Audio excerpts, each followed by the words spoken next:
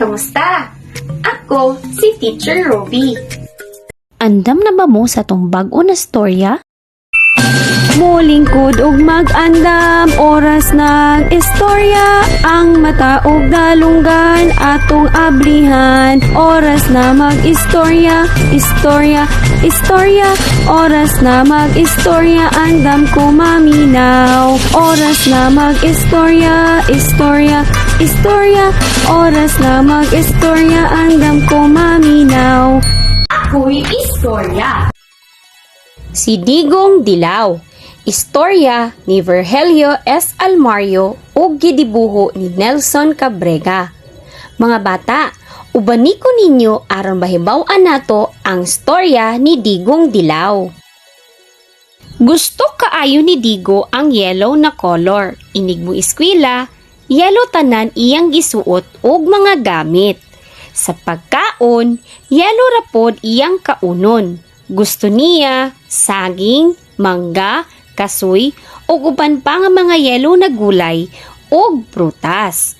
Gusto po niya ang kalamansi juice ug dili po niya gusto ang green na gulay.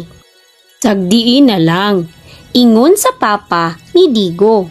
Pampalagsik sa mata ang yellow na pagkaon. Pero dili sad maayo, puro na lang yelo ang gikaon. Sa dili pa siya matulog, magtuon sa si Digo, uban iyang mama.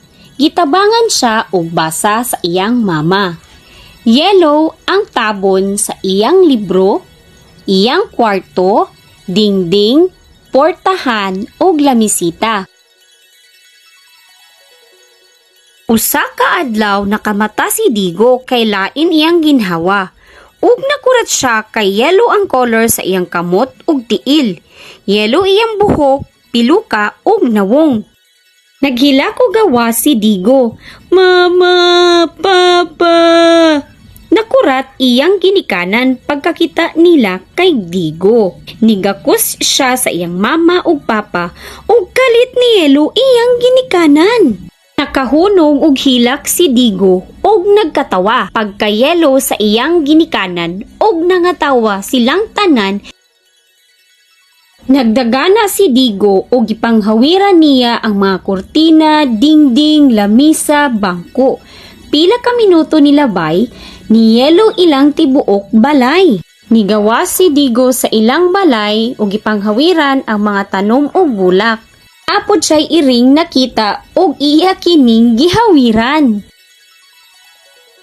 Gikalat ang balita sa gahom ni Digo. Daghang tao sa ilang balay, mga reporters, manguha og balita, hulagway niya, apan dili sila muduol kay mahadlok sila, may yellow pod og apil. Nisikat na siya.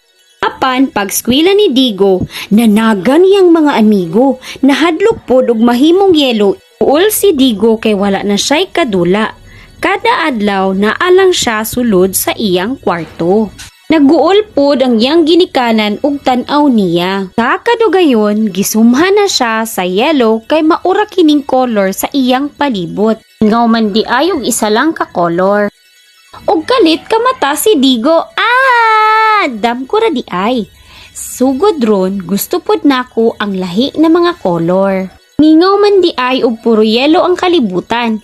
Kinahanglan og uban color para malipay ang tanan. Sakto si mama, kinahanglan pod nako ang uban klase na pagkaon ug ang mga color niini. Mga bata, magpatabang og tubag nila mama ug papa.